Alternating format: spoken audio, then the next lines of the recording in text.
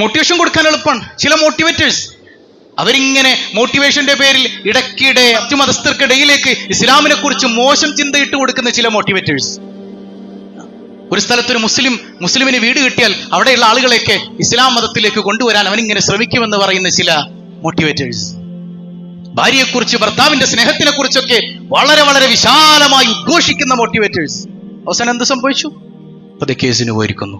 അങ്ങനെയുള്ള സംഗതിയല്ല റസൂലുള്ളാന്റെ ലൈഫിൽ. അവിടുന്ന് പറയുന്നത് എന്തോ അതിനേക്കാളേറെ അവിടുത്തെ ജീവിതത്തിൽ ഉണ്ടായിരുന്നു. ഇത് സർട്ടിഫൈ ചെയ്യേണ്ടതാരാ? അത് അവിടുത്തെ ഭാര്യയാണ്, അവിടുത്തെ പ്രിയപ്പെട്ടവളാണ്. അങ്ങനെ തന്നെ പഠിപ്പിച്ചു തന്നു സയ്യിദത്തുനാ ആയിഷ റളിയല്ലാഹു അൻഹാ.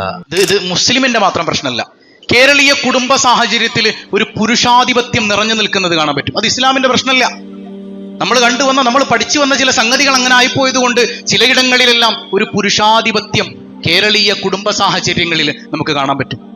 എന്നാൽ ഇസ്ലാം പഠിപ്പിക്കുന്നത് അങ്ങനെയല്ല. അങ്ങനെ ഒരു പുരുഷാധിപത്യത്തെ കുറിച്ച് ഇസ്ലാം പറയുന്നില്ല. അർരിജാലു ഖവ്വാമുന അലൻ നിസാ. ചിലർ പറഞ്ഞു വെച്ചു പുരുഷനാണ് സ്ത്രീയുടെ മേൽ ആധിപത്യം. ഖവ്വാം എന്ന് പറഞ്ഞാൽ ആധിപത്യം എന്നൊരു അർത്ഥം തന്നെ ബുദ്ധിയുള്ള മനുഷ്യന്മാർക്ക് കൊടുക്കാൻ പറ്റൂല. സ്ത്രീ എപ്പോഴും പുരുഷനെ താങ്ങി നിൽക്കണം. കാരണം എന്താ? അവൾക്കൊരു പരിധിക്കപ്പുറം താങ്ങാൻ കഴിയില്ലെങ്കിൽ അത്രമേൽ വലിയ ചുമട് താങ്ങേണ്ടവൻ പുരുഷനാണ്. ആ പുരുഷനെ താങ്ങി നിൽക്കേണ്ടവളാണ് പെണ്ണെന്നാണ്. പുരുഷൻ അവളെയും ഇങ്ങനെ ചേർത്തു പിടിച്ച് നിൽക്കണം. ആ ചേർത്തു പിടിക്കലിന്റെ ഏറ്റവും വലിയ ഉത്തരവാദിത്വം നൽകിയിട്ടുള്ളത് പുരുഷനാണെന്നാണ്. അല്ലാതെ അവൻ അധിപനാണ്, അവൻ ഭർത്താവാണ്, ഭരിക്കേണ്ടവനാണ് എന്നുള്ളൊരു കോൺസെപ്റ്റ് അർരിജാലു ഖവ്വാമുന അലൻ നിസാ എന്ന ആയത്തിൽ നിന്ന് നമുക്ക് ഒരിക്കലും കണ്ടെത്താൻ പറ്റൂല. ഇപ്പോ ഇസ്ലാമില് ഏറ്റവും വലിയ അംഗീകാരം നൽകപ്പെട്ട ഒരു സ്ത്രീയാണ് സയ്യിദത്തുനാ ആയിഷ റളിയല്ലാഹു അൻഹാ. പുണ്യനബിയുടെ ഭാര്യയല്ലേ? അവരല്ലേ പറയേണ്ടത് ഇസ്ലാമിലെ പെണ്ണെങ്ങനെയാണെന്ന്? 2000 ഹദീസുകൾ റിപ്പോർട്ട് ചെയ്ത പെണ്ണാണ് സയ്യിദത്തുനാ ആയിഷ റളിയല്ലാഹു അൻഹാ. ഹദീസ് റിപ്പോർട്ട് ചെയ്തു എന്ന് മാത്രമല്ല, അന്ന് ഫിഖ്ഹി മസ്അലകളാകട്ടെ ഏത് വിഷയവും സ്വഹാബത്ത് സംശയം തീർക്കാൻ വരുന്ന നേതൃത്വമാണ്, ഗുരുനാഥയാണ് സയ്യിദത്തുനാ ആയിഷ റളിയല്ലാഹു അൻഹാ. അങ്ങനെയുള്ള നേതൃത്വത്തെ അംഗീകരിക്കുന്നവരാണ് മുസ്ലിംകൾ. ആ ആയിഷ ബീബി റളിയല്ലാഹു അൻഹയോട് ചോദിക്കപ്പെട്ടു, എങ്ങനെയായിരുന്നു പുണ്യനബി സ്വല്ലല്ലാഹു അലൈഹി വസല്ലം? അന്ന് ആയിഷ റളിയല്ലാഹു അൻഹ കൊടുക്കുന്നൊരു മറുപടിയുണ്ട്. വീട്ടിലേക്ക് വന്നാൽ മൃദുത്വമാണ് റസൂലുള്ളാഹിയുടെ സ്വഭാവം. ഇതുപോലെ കുടുംബക്കാരോട് മൃദുവായി വളരെ കാരുണ്യത്തോടെ സംസാരിക്കുന്ന ഒരു മനുഷ്യനെ ഞാൻ കണ്ടിട്ടില്ല എന്ന് സയ്യിദത്തുനാ ആയിഷ റളിയല്ലാഹു അൻഹ. ലഹാക്കൻ ബസ്സാവൻ. ആ മുഖത്തെപ്പോഴും പുഞ്ചിരിയാണ്, ദേഷ്യത്തിന്റെ ഭാവങ്ങളില്ല. നമ്മൾ ഇരിക്കുന്ന ആളുകൾ പലപ്പോഴും പുറത്തൊക്കെ ഭയങ്കര സന്തോഷമായിരിക്കും അല്ലേ? കൂട്ടുകാരോട് കമ്പനിയാണ്, നാട്ടുകാരോട് വർച്ചാനാണ്. കടയിലെ കോലായിലിരുന്ന് നമ്മൾ പല ഡയലോഗ്സ് ഓടിക്കും. വീട്ടിലേക്ക് ചെല്ലുമ്പോൾ ചിരിച്ചിരിക്കുന്ന മുഖം പെട്ടെന്ന് ഒരു ഗൗരവത്തിലേക്ക് വരും. വീട്ടിൽ ചിരിച്ചാൽ പെണ്ണ് തലയിൽ കയറും എന്നുള്ളൊരു തോന്നൽ അല്ലേ? ഇത് ഇസ്ലാം പഠിപ്പിച്ചതല്ല. അങ്ങനെ ഉണ്ടെങ്കിൽ അത് ഇസ്ലാം പഠിപ്പിച്ചതല്ല. ഇസ്ലാമിന് അതുമായിട്ട് ബന്ധമില്ല. ഹബീബ് തങ്ങള് ലഹാക്കൻ ബസ്സാമൻ, ആ പുഞ്ചിരിയായിരുന്നു അവിടുത്തെ സ്വഭാവം. സയ്യിദത്തുനാ ആയിഷ റളിയല്ലാഹു അൻഹ ഇടയ്ക്കിടെ ഞങ്ങളോടൊപ്പം അടുക്കളയിൽ വരും. പണിയൊന്നും തീർന്നില്ലേടി എന്ന് ചോദിക്കാനല്ല, ഞങ്ങളോടൊപ്പം ഇരിക്കും, ഞങ്ങളോടൊപ്പം ഭക്ഷണം പാചകം ചെയ്യും, ഞങ്ങളോടൊപ്പം ആടിനെ കറക്കും, ഞങ്ങളോടൊപ്പം അലക്കാൻ, സ്വന്തം വസ്ത്രം കഴുകാൻ മുമ്പിലുണ്ടാകും. സയ്യിദുനാ റസൂലുള്ളാഹ് കാന റസൂലുള്ളാഹി സ്വല്ലല്ലാഹു അലൈഹി വസല്ലം ഫീ മിഹ്നതി അഹ്ലി. കുടുംബക്കാരോടൊപ്പം എല്ലാ പണിക്കും മുത്തനബി ഉണ്ടായിരുന്നു എന്നാണ്. ഇങ്ങനൊരു മഹാമനീഷിയെ ലോകത്ത് ചരിത്രത്തിൽ വെച്ച് ഒരു ചരിത്ര നേതാവിനെ എവിടെ നമുക്ക് കാണിക്കാൻ പറ്റും? എന്നിട്ട് പറയുന്നുണ്ട് വലാ റഅയ്തുഹു ളറബ ബിയദിഹി ഇംറഅതൻ. അവിടുത്തെ പരിശുദ്ധമായ കൈകൊണ്ട് ഒരു പെണ്ണിനെയും അടിച്ചിട്ടില്ല. ആര്? സയ്യിദുനാ റസൂലുള്ളാഹ്.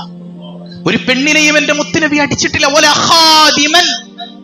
അവിടെ ജോലി ചെയ്തിരുന്ന സ്ത്രീകൾ ഉണ്ടായിരുന്നു, അവരോടും ആ കൈയൊന്നും പൊക്കിയിട്ടില്ല. കൈ മാത്രമല്ല, അവിടുത്തെ ശബ്ദമൊന്നും ഉയർന്നിട്ടില്ല, ദേഷ്യത്തോട് സംസാരിച്ചിട്ടില്ല.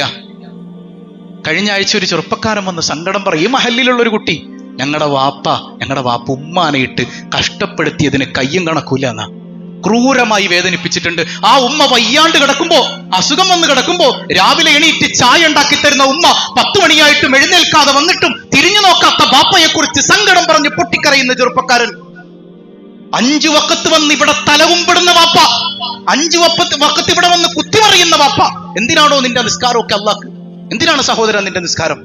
ഹബീബ് സല്ലല്ലാഹു അലൈഹി വസല്ലമ തങ്ങളെക്കാൾ വലിയ മുത്തഖിയാകണോ നമ്മള്? ഒരു ഭാര്യ വന്ന് റസൂലുള്ളാഹിനോട് പരാതിപ്പെടുന്നുണ്ട്, യാ റസൂലല്ലാഹ്, എന്റെ ഭർത്താവ് നല്ല മനുഷ്യനാണ്.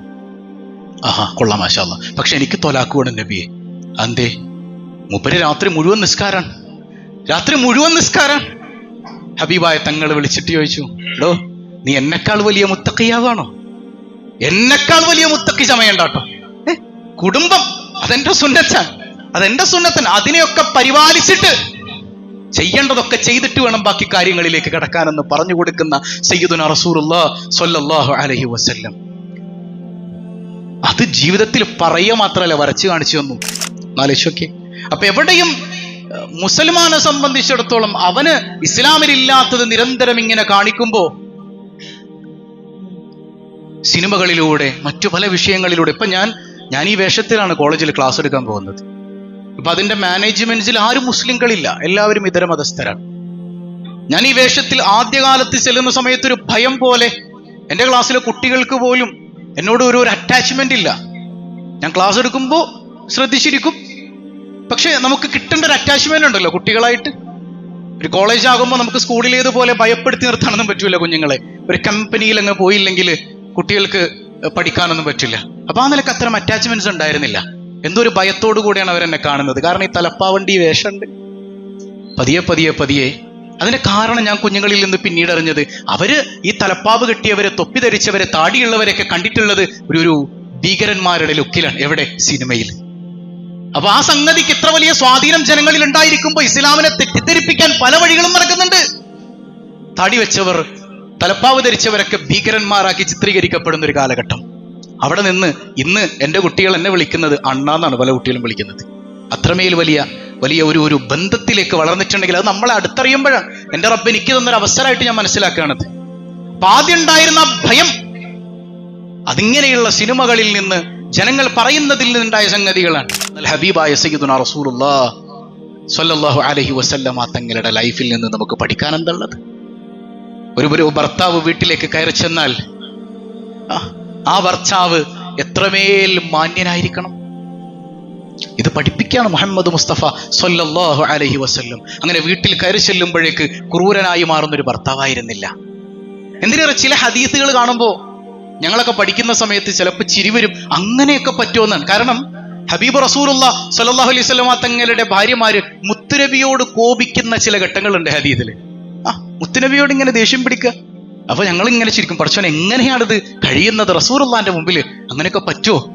ഒരു സന്ദർഭം ഉണ്ടല്ലോ, നമ്മൾ പലതവണ കേട്ടിട്ടുള്ളതാണ്. ഒരിക്കൽ സയ്യിദത്തുന ആയിഷ റളിയല്ലാഹു അൻഹ മുത്തുനബിക്ക് ഇഷ്ടമുള്ള പായസം ഉണ്ടാക്കിക്കൊണ്ടിരിക്കുകയാണ്. പായസം. അപ്പോഴാണ് സയ്യിദത്തുന സൗദാ റളിയല്ലാഹു അൻഹ ഒരു കുട്ടിയുടെ കയ്യിൽ പായസം കൊടുത്തു വിടുന്നത് റസൂലുള്ളാഹി സ്വല്ലല്ലാഹു അലൈഹി വസല്ലം തങ്ങളുടെ അടുക്കലേക്ക്. ഏതൊരു വേണ്ടിയും ദേഷ്യം വരൂലേ? ഞാനിവിടെ പായസം ഉണ്ടാക്കുമ്പോൾ മറ്റേ ഭാര്യ പായസം കൊടുത്തിട്ടു. ആയിഷ ബീവി ഓടി ചെന്നിട്ട് ആ പായസത്തിന്റെ പാത്രം ഒരൊറ്റ തട്ടങ്ങ് കുടിച്ചു. ഒരൊറ്റ തട്ട്.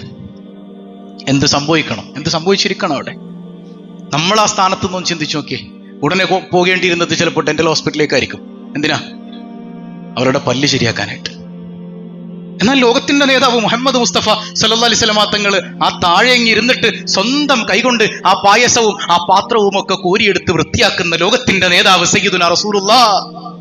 എന്നിട്ട് ആ കുഞ്ഞിനോട് പറഞ്ഞു, മോളെ സങ്കടപ്പെടണ്ട കേട്ടോ, ഇന്ന് ഉമ്മാക്ക് ഇത്തിരി ദേഷ്യം കൂടുതലാണ്, അതുകൊണ്ടാണ്. ഉമ്മ പാവാണ്, ഉമ്മാക്ക് ഇത്തിരി ദേഷ്യം കൂടിയിട്ടാണ്.